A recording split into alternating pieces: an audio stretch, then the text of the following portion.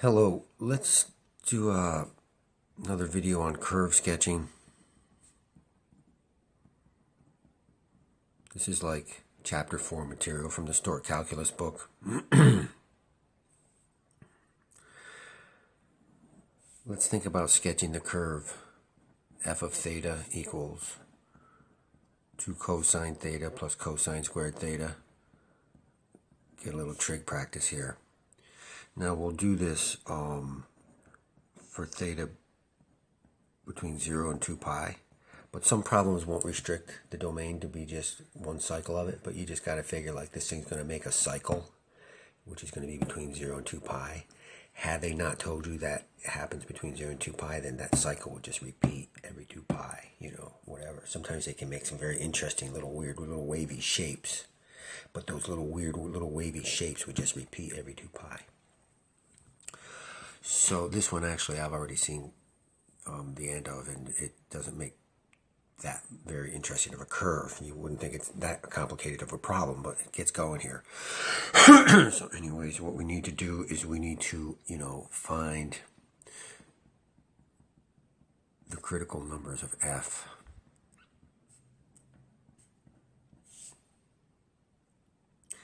And to do that, we want to know where is f prime equals 0, where is f prime undefined.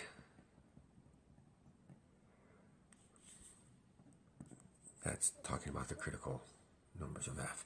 So let's get f prime here. So this is going to be the derivative of cosine is negative sine, so this is negative 2 sine theta. Now this is going to be 2 cosine theta to the 1 times negative sine theta, so it's going to be minus 2 sine theta cosine theta.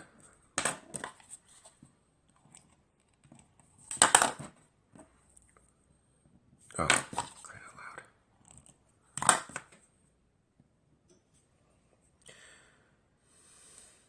2 cosine theta times negative sine theta.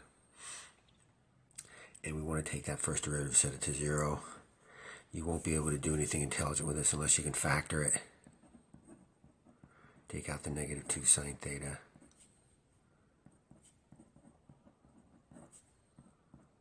So now we want to know where is negative 2 sine theta equal to 0. That's going to happen when sine theta equals 0. This is the y coordinate on the edge of the unit circle. When, this is when you rotate theta. This is the y coordinate on the edge of the unit circle. Where is the y coordinate 0? Here and here.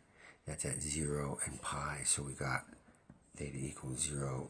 Theta equals pi so far for these critical numbers. Second factor here, 1 plus cosine theta equals 0. So I want to know, where does cosine theta equal negative 1? Well, cosine is the x-coordinate on the unit circle when I rotate from 3 o'clock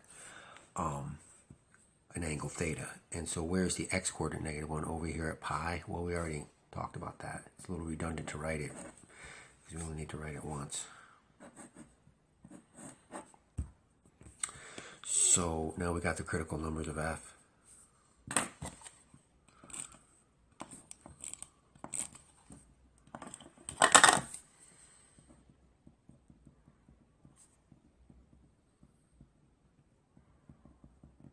Right? So now we want to play this first derivative game. This was like step 1. And so this is called the first derivative test.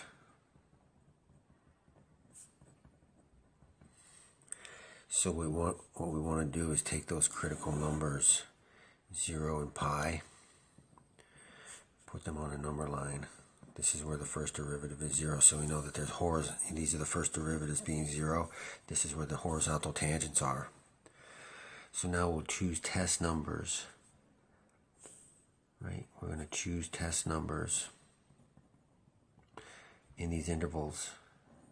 So, so silly. I mean, yeah, you could choose negative 1, but you'd be making your life difficult because, we need to evaluate these trig functions at whatever my chosen number is. We're going to need to evaluate the derivative right here. we're going to need to evaluate the derivatives. Choosing -1 would be very lame, by the way. It's just a habit to spout off a number to the left of -1. But you want to think about it a little bit more than that. We want something that's going to be easy to take trig values of. That's also to the left of 0. It needs to be in the domain of the function, but the domain of this thing is, oh, my bad. See how we're only between 0 and 2 pi? So I'm just kidding, because here's 0. We're not doing anything to the left of 0. We're not going to test anything to the left of 0. Had it not been one of these ones with a restricted domain, then we would want to see what it looks like to the left of 0. You know, just loosely saying, you could just think of, remember how I say they fit together end to end? Well, whatever's happening to the left of 0 is going to be the same thing that's happening up at 2 pi. Because had this thing been like one cycle, then the cycle up here with my thumb where 2 pi is would fit in to that cycle right where 0 is. So whatever's happening to the left of 0 is actually what's going to be happening slightly up to the left of 2 pi. Regardless, anything to the left of 0 is not in the domain, so skip that. Anyways, so we're between, you know, we're between our critical numbers 0 and pi. We need to find a value that we'd like to evaluate this trig value of, this trig function, the first derivative.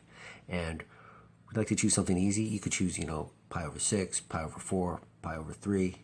Pi over 2 would actually be the easiest if you think about it. So there's that. And then we need a number to the left of pi. And by the way, remember how I'm only going up to 2 pi? So when 2 pi is right here, just make sure that we remember this time to not go past there. So a number between pi and 2 pi, well, like this is 1 pi over 2, 2 pi over 2. How about 3 pi over 2? And this is 4 pi over 2. So these are our test values. Right? These are the critical values, 0 and pi, and then 2 pi is just where we're ending the interval. So, by the way, since 2 pi is in the domain, you could even say, yeah, come to think of it, maybe this is a little bit of a, remember up here we were saying where's the y-coordinate 0? It's 0 at 0 pi and at 2 pi.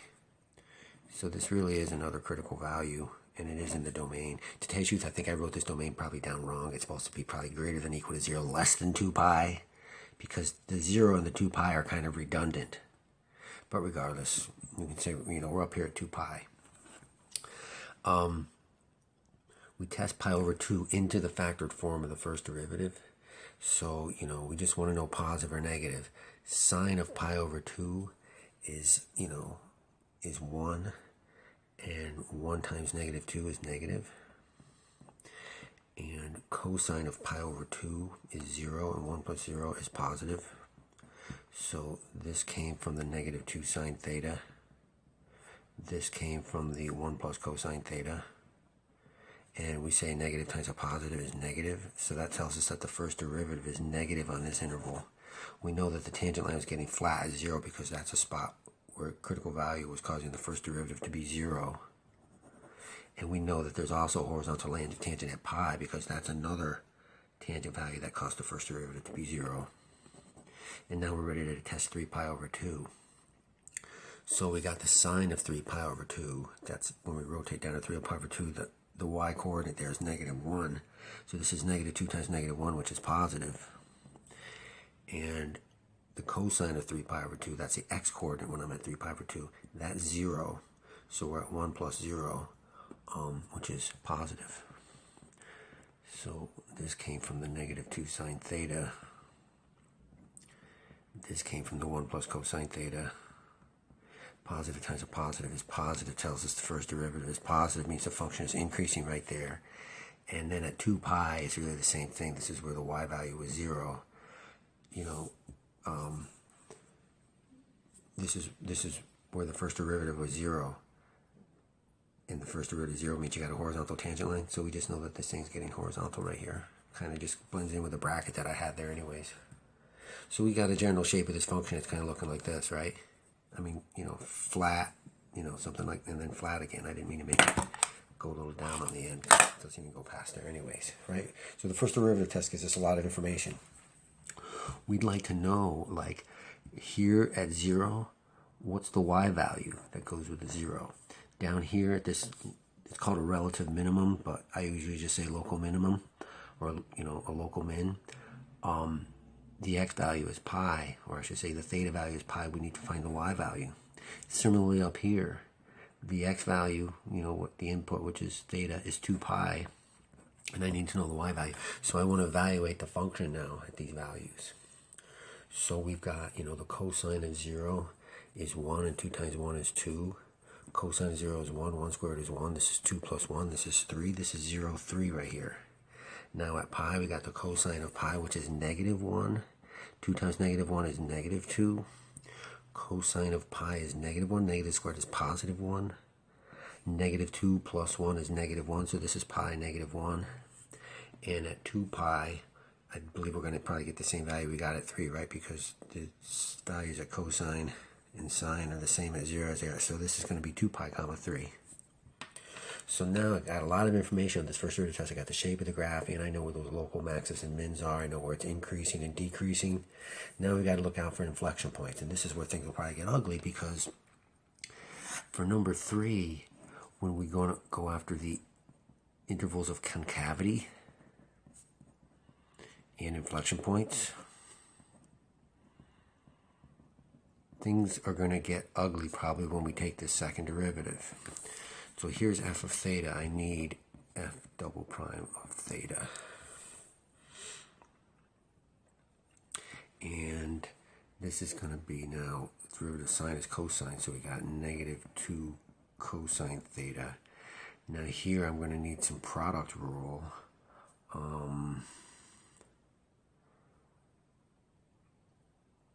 Some product rules, I'll call the negative 2 sine theta the first one, so the derivative, so I got the first. So let me see now. I'm going to subtract the result when I use this product. To tell you the truth, I think it's probably easier to use the product rule right here. Since you're using it anyways, might as well not have this little thing added and subtracted to it. But it doesn't, I'm sure it doesn't matter, but my inclination would just be to go with this one. So we got the first and the second, so we got the first times the derivative of the second plus the derivative of the first times the second. And this is all set to 0. And good luck doing anything intelligent with it until you multiply it out, combine like terms, and factor it. Factoring is the key term here. The negative times a negative is a positive, and this is 2 sine squared theta. Here, this is going to distribute in there, so we got a minus 2 cosine theta. And distribute in there minus 2 cosine squared theta. Oftentimes I like to find a sine squared cosine squared to equal 1, but when they have an opposite sign like this, the plus on the sine squared and the minus on the cosine squared, there's nothing you can do to make them have the same sign like you would in a positive sine squared plus cosine squared. In other words, if they were both negative, you could do it.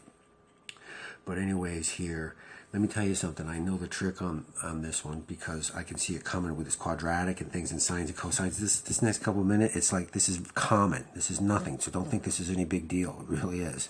It's practically nothing. To just say, let's get everything in cosine. So, don't forget that sine squared plus cosine squared equals 1. So if I solve that for sine squared, then sine squared equals 1 minus cosine squared, right? So this sine squared right here, I'm going to replace this with 1 minus cosine squared. 1 minus cosine squared theta times 2 minus 2 cosine theta minus 2 cosine squared theta still equals 0. So now I got a 2 minus 2 cosine squared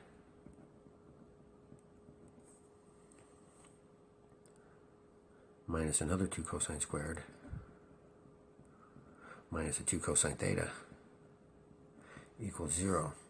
So here, see how I got minus 2 cosine squared minus 2 cosine squared, so I got minus 4 cosine squared theta minus 2 cosine theta plus 2 equals 0. Double check this. This is negative 4 minus 2 equals 0.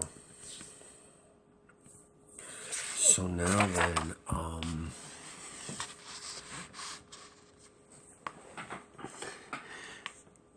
the thing that you need to recognize right here that a lot of students maybe wouldn't recognize until you've seen the trick is this is actually quadratic form. This is like ax squared plus bx plus c. I mean, first I would take out the negative 2.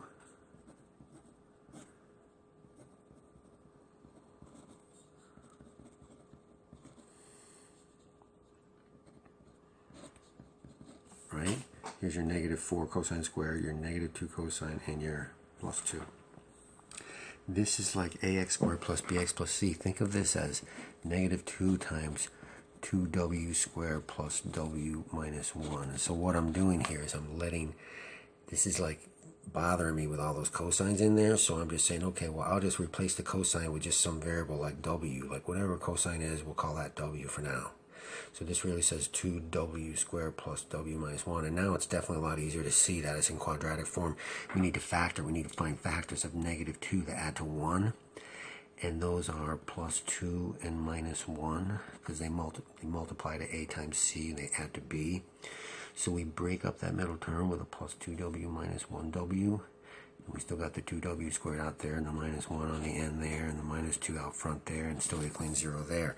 Now we factor this as 2w times w plus 1 minus 1 times w plus 1. Still with a negative 2 out there and the equal 0 out there. And now we got the same factor. With a negative 2 out front, we got a 2w minus 1 and a w plus 1. Like this. So now we've taken the second derivative and not only have we set it to 0 and simplified it, but we got it all factored. And we're going to need it factored because you're not going to do anything intelligent with it set to 0 like that. But when it's set to 0 like this, it's going to be easy. By the way, now what we're going to do is we're going to substitute back in. See how the w is cosine theta? So this really says 2 cosine theta minus 1 and cosine theta plus 1. And that's what we got to do now. We got the negative 2 out front. This, like we did with this w substitution, the cosine theta is the w. So this is 2 cosine theta minus 1. And this is cosine theta plus 1. And all that's equal to 0. So now you take these factors and set them to 0. Add 1 and divide by 2. Over here, take this factor, set it to 0. Subtract 1. And now we got to find, like, where is theta equal, you know. Remember now, this is the x-coordinate on the unit circle when I rotate from 3 o'clock, when I rotate theta. This is the x-coordinate of the unit circle, so I'm saying the x-coordinate of the unit circle is a half. Well, that's like up here and down here, like this angle and this angle. Well, this is a 60-degree angle, and so that makes, you know, the x value a half because the 30-degree angle is up there. So this is a half. This is root 3 over 2. This is pi over 3. So theta equals pi over 3. But also, like down here, this is an equivalent 60-degree angle where the x-coordinate is a half. So now you're going 1 pi over 3, 2 pi over 3, 3 pi over 3, 4 pi over 3, 5 pi over 3. So that's another one.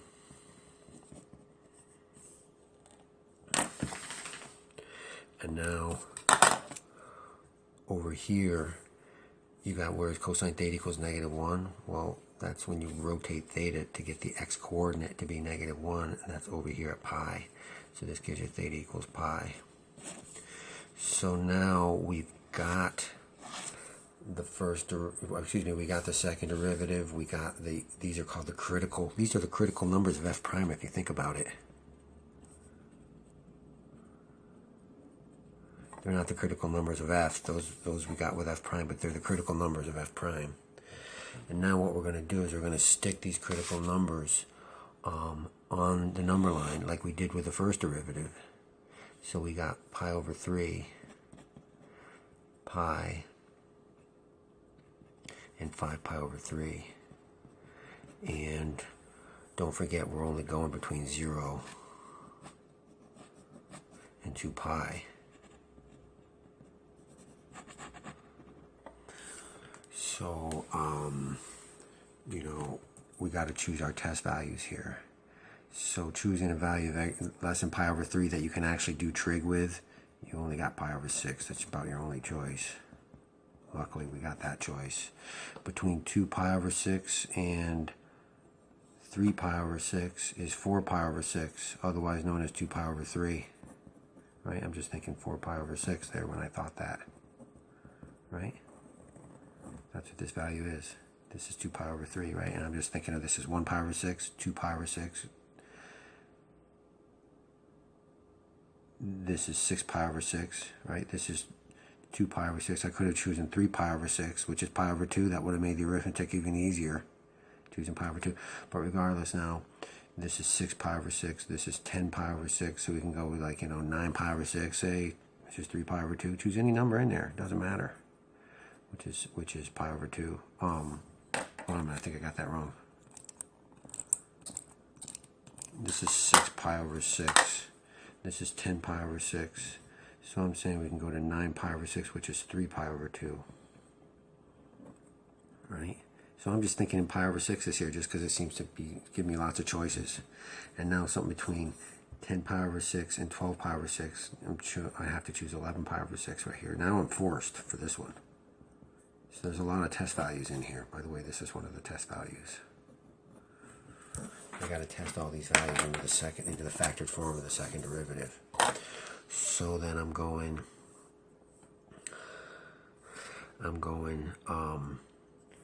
pi over 6. Cosine of pi over 6 is the x coordinate when I go to 30 degrees here, and this is root 3 over 2.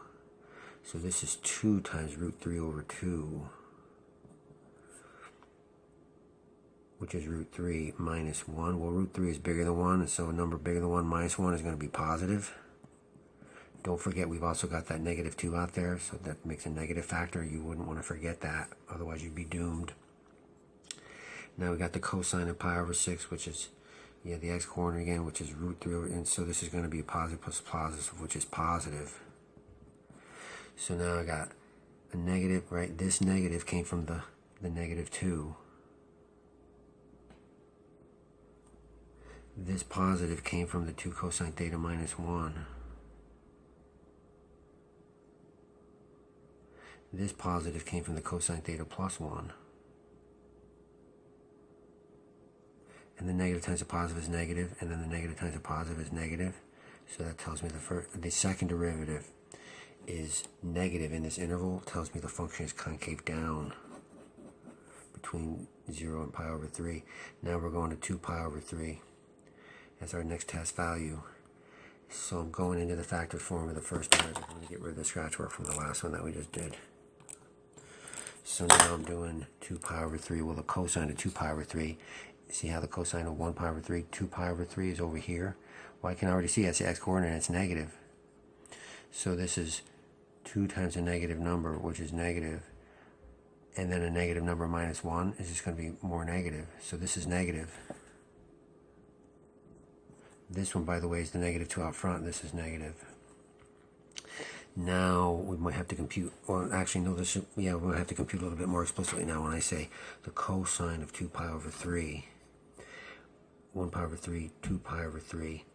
So this is 2 pi, so this is a pi over 3, this is 60. So this is 30. So that means the x-coordinate is negative a half. And so this is, the x-coordinate is negative a half. So this is negative a half plus 1, which is positive. You got to be able to do that. This came from the negative 2. This came from the 2 cosine theta minus 1. I forgot to write the theta, but that's good enough. And then the cosine theta plus 1. Okay, so now we got then negative times a negative is positive, positive times positive is positive, so this thing's concave up on this interval between pi over 3 and pi. Now we got to test 3 pi over 2. The cosine of 3 pi over 2, that's 0. This is 0 minus 1, this is negative. We got the negative 2 up front, which is negative. Here we got the cosine of 3 pi over 2, which is 0. 0 plus 1 is positive. So we got negative times a negative is positive, positive times positive is positive. So we're concave up on this interval as well. And now on 11 pi over 6, cosine of 11 pi over 6. Now I'm rotating all the way around to 11 pi over 6, which is just before 2 pi, and the cosine there is which is root 3 over 2. So 2 times root 3 over 2 is root 3, and root 3 minus 1 is positive. And we got the negative 2 out front. And this this positive root 3 over 2 plus 1 is going to be positive as well. So we got negative times positive is negative, and then the negative times a positive is negative. So we're concave down in this interval. Now, I even suspected I made a little mistake or something, because for it to be concave up between the two intervals here, I feel like something's not going quite well for me here. Got these two, pi over 3 and 5 pi over 3, and then there's pi. It looks really, this looks right to me. Let's just see what's up with the sketch now. So, by the way, you've got a lot of information here. You've got that, you know, our function here is, it's decreasing, it's decreasing 0 to pi, and it's increasing pi to 2 pi. It's got a local min at pi negative 1. And it's also got local maxes. Well, they're actually absolute maxes. And yeah, I mean, they really, believe it or not, even though there's no y values to the, you know, that's not in the domain. So, you know, any y values in the domain immediately around there are less than this. So that's by definition actually local max. So these guys, you know, they're called relative maxima. 0, 3.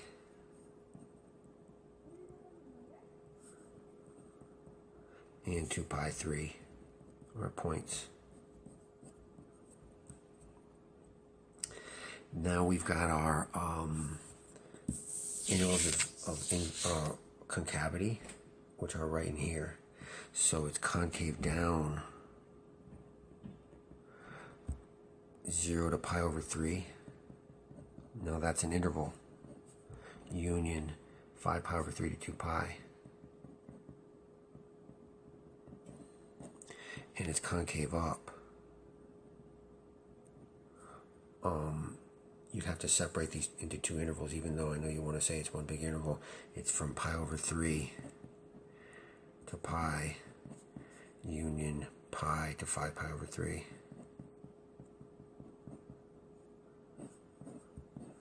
The union of those. You know, concave up from pi over 3 to pi, and from pi to 5 pi over 3, right? So, you know, you've also got inflection points, which we never found the y values of, and I don't feel like it because this video is freaking way long. The inflection points, that's going to be at pi over 3, where we went from concave down to concave up, and that's at pi over 3, whatever f of pi over 3 is. And it's got another inflection point over here where we went from concave up to concave down. That's at 5 pi over 3. Whatever f of 5 pi over 3 is. See if we can get a sketch going even without those inflection points. So we got a local min at pi negative 1. So let's have 2 pi out there. Here's pi. Here's pi negative 1. There's a minimum. Then there's a maximum at 0, 3 up here. So if that's negative 1, 2, 3 is way up there, I guess.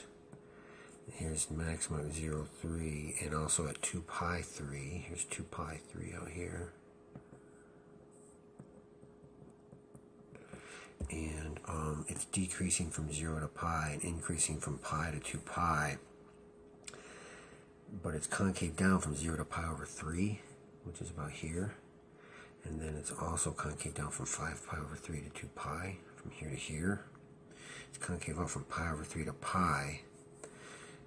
And it's concave up from pi to 5 pi over 3. And right here at pi, anyways, I'll say this in a moment, but it's concave down from here to here, and then that's it's concave down from 0 to pi over 3, and then it's, right, and then it's concave up, like this, And it's also concave up from pi to 5 pi over 3.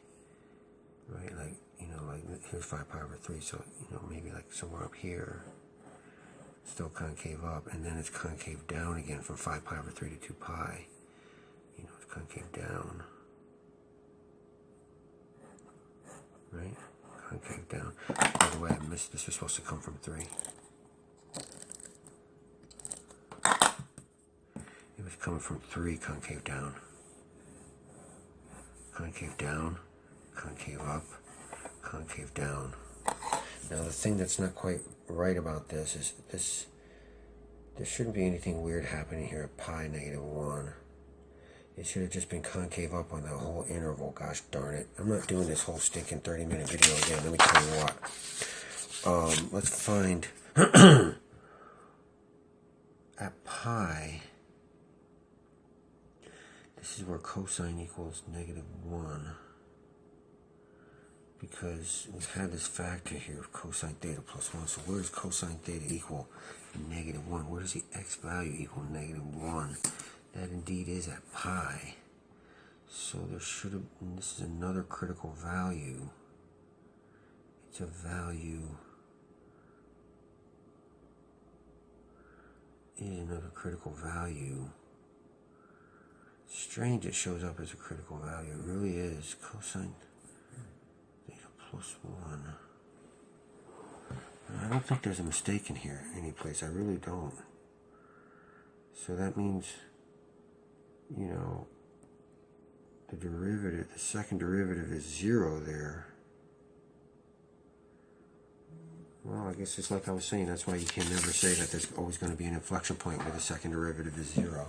Because this thing's concave up here. There's nothing undefined or weird. It shouldn't be coming to a point or anything weird right there. Because when you it's like it has this shape. Like this.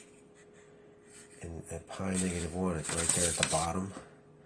But the thing that's troubling me is it shouldn't be, the concave up shouldn't be separated into 2 intervals like this. It should just be one interval from pi over 3 to 5 pi over 3. It's concave up. But for some reason, pi turned up as a critical value in the second derivative. Which usually means something funny is happening there. But I can't see anything funny happening there, really. This is, I guess that just happens sometimes and I never realized it. But you would really want to say it's just concave up from pi over 3 to 5 pi over 3.